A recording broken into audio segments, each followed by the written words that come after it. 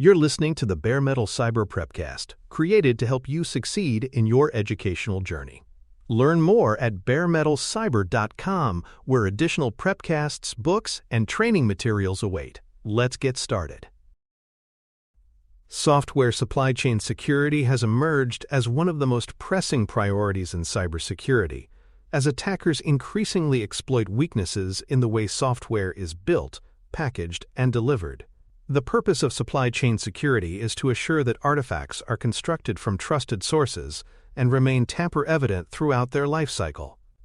Unlike traditional perimeter defenses, supply chain protections focus inward on the processes and dependencies that shape every piece of code and package deployed into production. When compromised, these processes can spread malicious code downstream to thousands of organizations, as seen in high-profile incidents. Supply chain security therefore requires a holistic approach, spanning people, processes, and technology. By embedding provenance records, SBOMs, cryptographic signing, and controlled build environments, organizations ensure that trust is not assumed, but demonstrable. For learners, this topic underscores that modern software cannot be considered safe unless its origins and integrity can be verified end-to-end. Software supply chain security covers not just tools, but the entire ecosystem of people, workflows, and systems that produce and distribute software. Developers, testers, CI/CD pipelines, artifact repositories, and deployment platforms all play a role in shaping the trustworthiness of the end product. If any link in this chain is weak, the integrity of the artifact can be compromised. For example, a developer pushing code without peer review, or a build runner with excessive privileges, may create opportunities for insertion of malicious components. Supply chain security therefore emphasizes governance across the lifecycle, ensuring that no stage is exempt from oversight. It is the interdependence of all these elements, human decisions, automated processes, and technical controls, that determines whether the final product is trustworthy or vulnerable. Provenance records are the cornerstone of software supply chain assurance. They document who built an artifact, when and where it was built, what source code and dependencies were included, and how the build was performed. This metadata allows consumers to trace an artifact back to its origins, providing both confidence and accountability. For example, Provenance can demonstrate that a container image was compiled from a vetted repository using a hardened build pipeline, rather than from unknown or manipulated sources. Provenance not only deters tampering, but also simplifies forensic analysis when incidents occur, as investigators can reconstruct exactly how a suspect artifact came to exist. By insisting on verifiable provenance, organizations shift software trust from assumption to evidence, building supply chains that are transparent and defensible. A software bill of materials, or SBOM, complements provenance by cataloging every component, version, and license present in an artifact. It functions like an ingredient list, providing visibility into what makes up the software. This is critical for vulnerability management, as organizations can quickly determine whether they are exposed when new flaws in libraries are disclosed. For example, when the Log4j vulnerability surfaced, organizations with SBOMs could identify exactly which workloads contained affected versions. SBOMs also support license compliance, ensuring that open-source usage aligns with legal obligations. In practice, SBOMs turn opaque binaries into transparent assemblies, enabling informed risk management. By adopting SBOMs, organizations gain the visibility needed to respond swiftly and decisively to security and compliance issues. To be useful at scale, SBOMs must be machine-readable. Formats like SPDX and CycloneDX have emerged to standardize how component data is expressed. SPDX, backed by the Linux Foundation, focuses on comprehensive license and component details, while CycloneDX emphasizes security and dependency tracking. Both formats enable automated tools to parse, validate, and correlate SBOM data across build, deployment, and runtime environments. For example, a CycloneDX SBOM can be ingested into a vulnerability scanner that cross-references dependencies against CVE databases. Standardization ensures interoperability, allowing SBOMs to move seamlessly across organizations, vendors, and regulators. Without standardized formats, SBOMs risk becoming inconsistent or manually intensive, undermining their value. With them, they become powerful enablers of automation, transparency, and trust in software ecosystems. Artifact signing brings cryptographic assurance to the supply chain by verifying both integrity and publisher identity. A signature confirms that the artifact has not been altered since it was signed, and that it was produced by a trusted entity. This is achieved through public-private key pairs, where signatures can be verified by anyone with the publisher's public key. For example, when downloading a container image, clients can check its signature to confirm it was produced by the intended build pipeline and has not been tampered with in transit. Signing transforms artifacts into tamper-evident objects, where any unauthorized modification becomes detectable.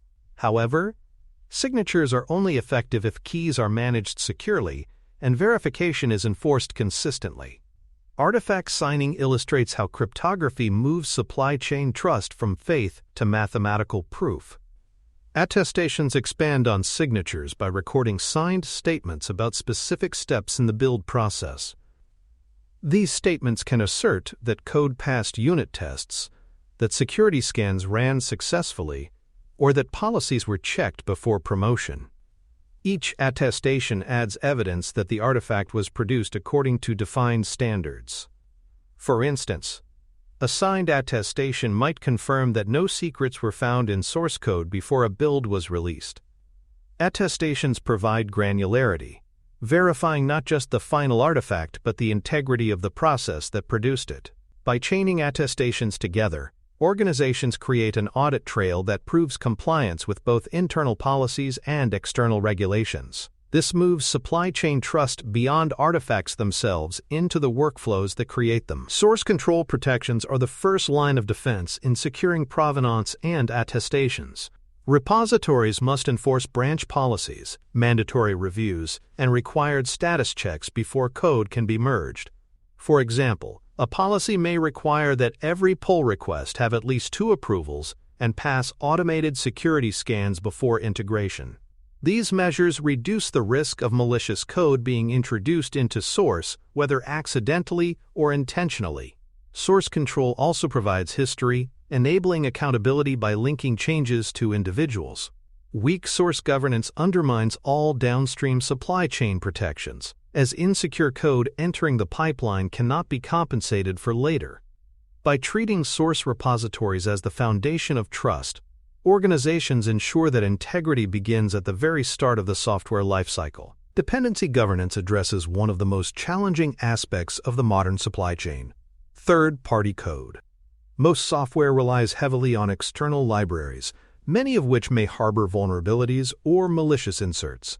Governance includes pinning versions to avoid unexpected changes, verifying checksums to confirm authenticity, and restricting imports to trusted registries. For example, instead of pulling a dependency from an unverified public repository, organizations may maintain a private mirror of vetted packages. Dependency policies prevent typo squatting attacks, where malicious actors publish packages with names similar to popular libraries. By governing dependencies rigorously, organizations reduce the attack surface created by their reliance on external code, ensuring that only trusted components enter the build process. Isolated and hermetic builds protect the integrity of compilation by minimizing external influences. In an isolated build, the environment is separated from networks and external resources, ensuring that only approved inputs are used. Hermetic builds go further by pinning all dependencies and inputs so that the build is entirely deterministic. For example, a hermetic build of a container image uses only specified versions of libraries, eliminating the possibility of unintentional changes sneaking in from external sources. These practices prevent attackers from injecting malicious code during the build, such as through manipulated repositories or compromised mirrors. Isolation and hermeticity create controlled environments, where builds are predictable, repeatable, and resilient to tampering. Reproducible builds reinforce trust by ensuring that identical artifacts result from the same source, regardless of who or where they are built. If two independent builds yield different binaries, tampering or non-determinism may be at play. Reproducibility makes it possible to detect hidden modifications, as discrepancies reveal potential interference. For example, an open-source project may allow contributors to independently reproduce builds, confirming that released binaries match published source code. Achieving reproducibility requires careful control of build environments, timestamps, and inputs, but the payoff is significant. It provides a powerful check against both insider threats and external compromise, transforming build verification into a community or enterprise-wide effort. Build system hardening focuses on securing the infrastructure that produces artifacts.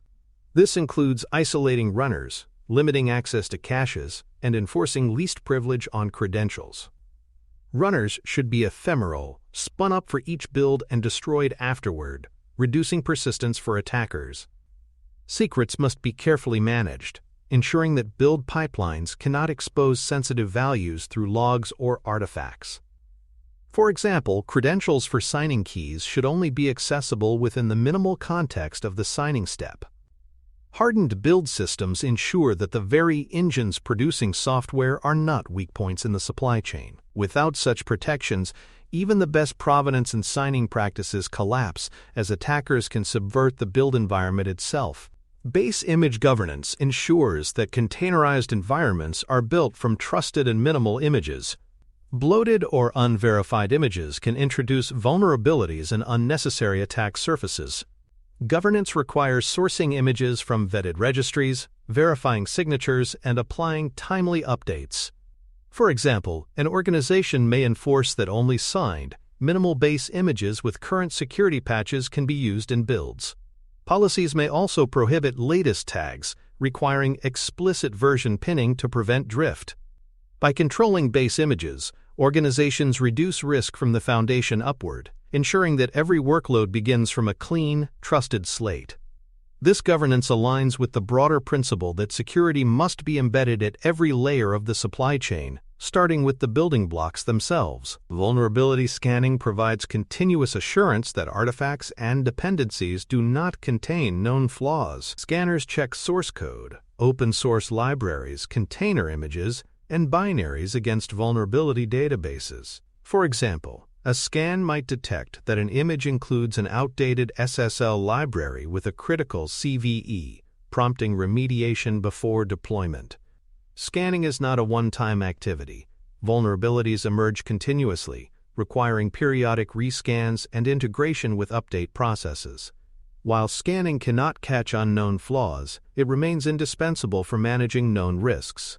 By automating vulnerability checks throughout the supply chain, organizations reduce the likelihood of preventable compromises, ensuring that only hardened artifacts reach production. License compliance checks extend visibility into the legal domain, ensuring that open-source and third-party components are used according to their licenses. Some licenses require attribution, while others impose restrictions on redistribution or commercial use. SBOMs provide the inventory needed to track licenses, and compliance checks validate adherence. For example, a compliance scan may reveal that a dependency carries a copyleft license, requiring legal review before distribution. License compliance prevents accidental violations that could expose organizations to lawsuits or reputational damage. By treating legal obligations as part of the supply chain, organizations ensure that software is not only secure, but also lawful and sustainable for its intended use. Secrets hygiene protects the supply chain by ensuring that sensitive values like API keys, tokens, and passwords do not leak into repositories, logs, or images. Hard-coded secrets are a common failure mode, often harvested by attackers who gain access to version control or build artifacts. Hygiene practices include automated scanning for secret patterns, integrating vaults with CI/CD pipelines, and preventing secrets from being logged. For example, a pre-commit hook might block commits containing tokens, while build pipelines inject secrets dynamically at runtime. By removing plaintext secrets from the supply chain, organizations close one of the most exploitable gaps in modern development workflows. Secrets hygiene is not just a matter of best practice, it is a necessity for preserving trust in the entire chain. For more cyber-related content and books, please check out cyberauthor.me. Also, there are other prepcasts on cybersecurity and more at baremetalcyber.com. Supply chain levels for software artifacts, or SLSA, provides a framework for measuring and improving the maturity of supply chain security. SLSA defines progressive levels of assurance, from basic provenance at level 1 to fully hardened, verifiable builds at level 4. For example, a level 2 build may include signed provenance metadata, while a level 4 build requires reproducibility and strong isolation of the build process. These levels help organizations benchmark where they stand and chart a path toward stronger protections. By adopting SLSA, teams move from informal ad hoc practices to structured and auditable workflows. This framework encourages continuous improvement, ensuring that software integrity is not a one-time exercise, but a maturity journey. It provides a common language for developers, auditors, and regulators to evaluate and compare the robustness of software supply chains. SigStore has emerged as a public good infrastructure that makes signing and verifying software artifacts more accessible. Traditional signing requires complex key management, which often becomes a barrier to adoption. SigStore simplifies this by offering keyless signing, where ephemeral keys are tied to developer identities and recorded in a transparency log. Tools like Cosign allow container images to be signed and verified with minimal friction, while the transparency log ensures that all signatures are publicly visible and auditable. For example, a container pulled from a registry can be verified against SigStore records, ensuring both integrity and publisher identity.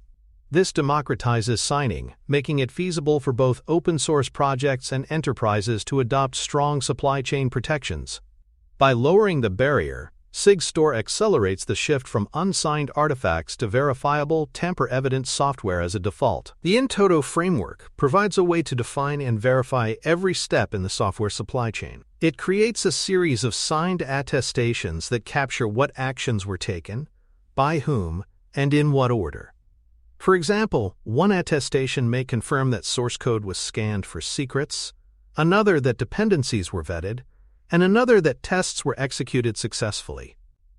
At the end of the chain, consumers can verify that all required steps were performed before the artifact was released. This creates end-to-end accountability, ensuring that no stage was skipped or tampered with. In Toto is especially valuable in regulated environments, where compliance demands proof of process integrity. By embedding verification into the lifecycle, it transforms the supply chain into a sequence of provable guarantees rather than a set of unchecked assumptions. Policy enforcement ensures that only trusted artifacts reach deployment by requiring valid signatures and attestations. Before an artifact is promoted to staging or production, pipelines can verify that it carries the necessary cryptographic proofs.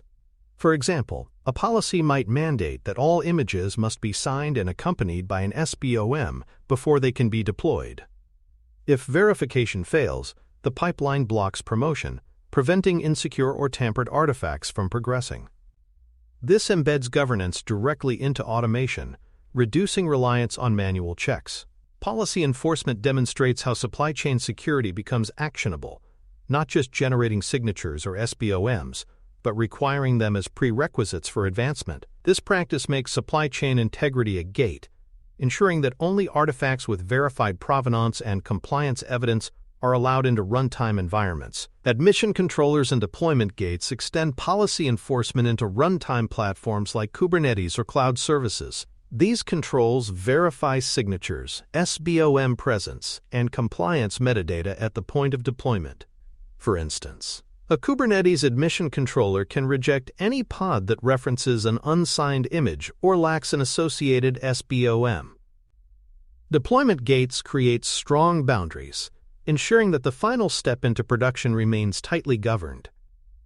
By combining build time and runtime enforcement, Organizations create a layered defense where artifacts are validated both before and during deployment.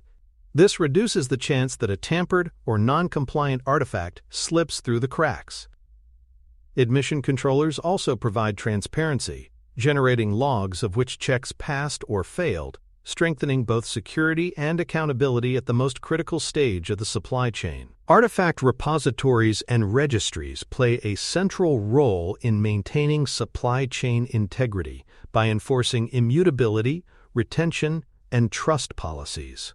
Immutability ensures that once an artifact is published, it cannot be overwritten, preventing attackers from slipping malicious versions under familiar tags. Retention policies define how long artifacts and metadata are stored, supporting audits and compliance. Trust policies restrict which publishers can push artifacts, ensuring only vetted sources contribute. For example, a container registry may enforce signed pushes and reject attempts to overwrite existing tags. Repositories thus become not just storage systems but guardians of provenance, integrity, and accountability. They are critical checkpoints where supply chain protections converge, providing both technical enforcement and evidentiary records of software lineage. Typo squatting and namespace confusion are subtle but effective supply chain attacks that exploit human error and trust in naming conventions. Attackers publish malicious packages with names similar to popular libraries, tricking developers into importing them. For example, substituting a single character in a package name can redirect downloads to compromised code. Defenses include restricting allowed sources, maintaining vetted mirrors, and scanning for suspicious package names. Automated dependency governance further reduces risk by pinning versions and verifying checksums, preventing inadvertent substitutions. These protections remind us that not all attacks exploit technical flaws. Many exploit human oversight in complex ecosystems.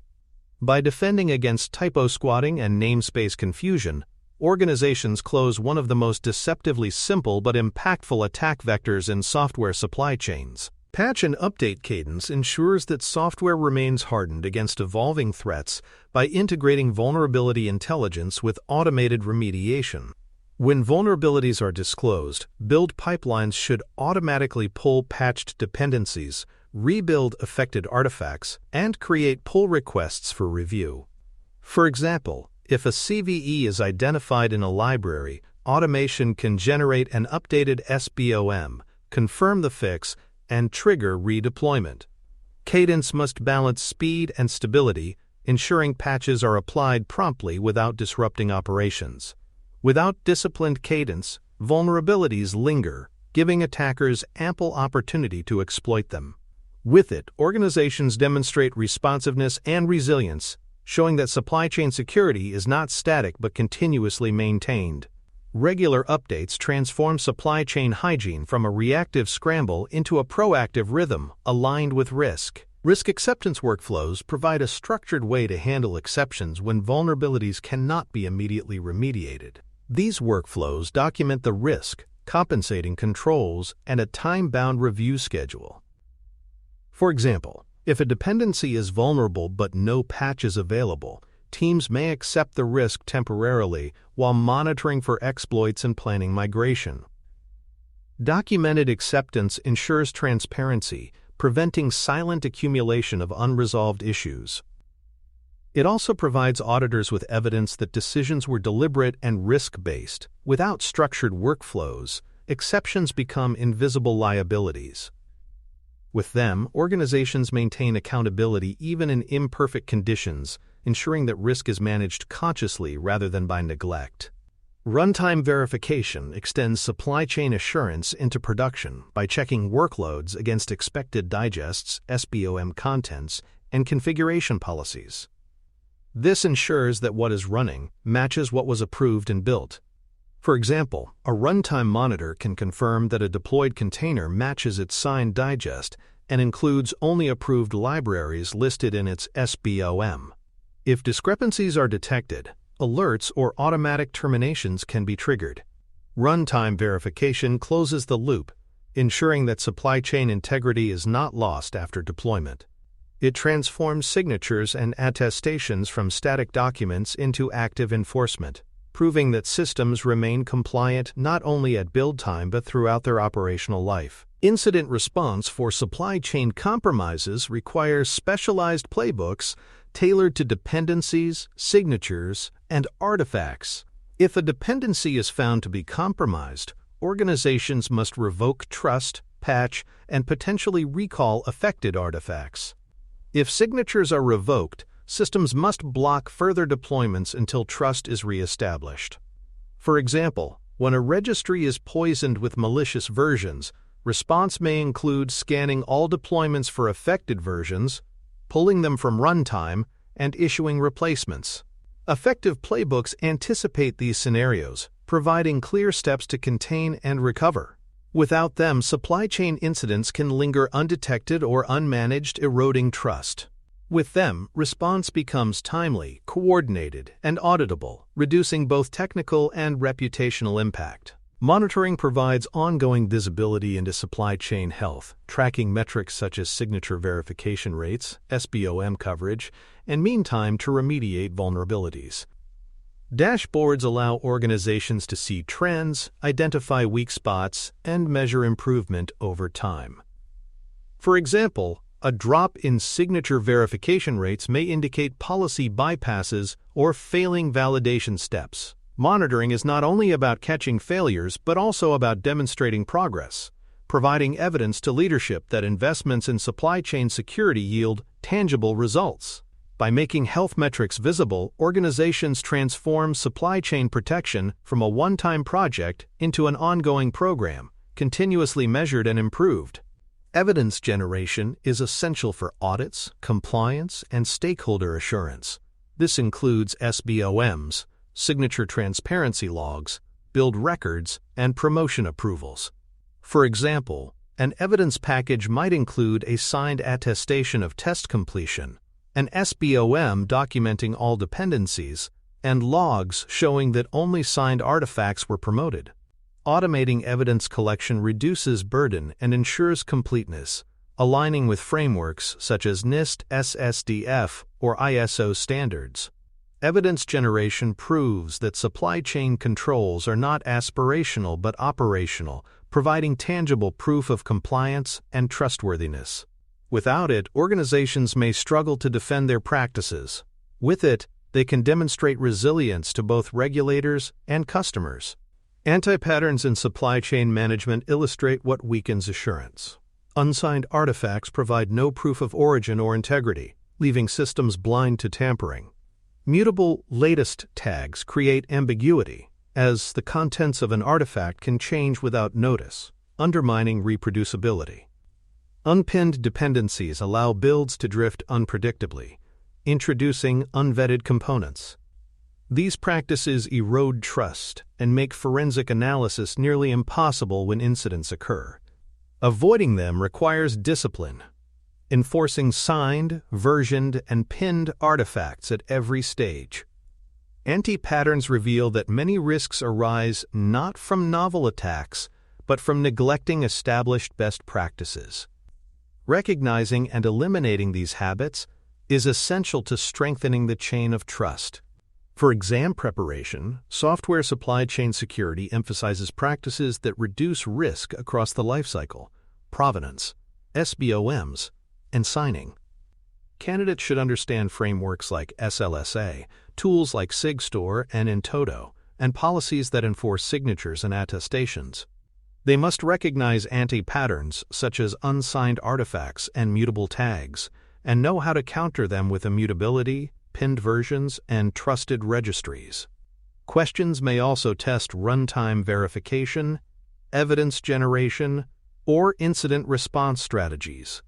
The exam emphasizes applying these practices in realistic workflows, demonstrating that supply chain assurance is both technical and procedural. In summary, software supply chain security ensures that artifacts are built from trusted sources, remain tamper-evident, and can be verified at every stage of their lifecycle.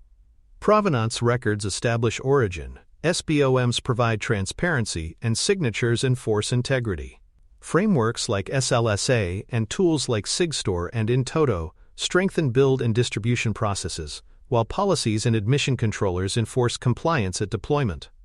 Runtime verification, monitoring, and evidence generation extend trust into operations, ensuring continuity of assurance. Avoiding anti-patterns and embedding best practices creates supply chains that are transparent, resilient, and auditable. For professionals, mastering these principles provides confidence that their software ecosystems remain both innovative and trustworthy, even in the face of evolving threats. Thanks for tuning in to the Bare Metal Cyber Prepcast, your trusted source for cybersecurity news and insights.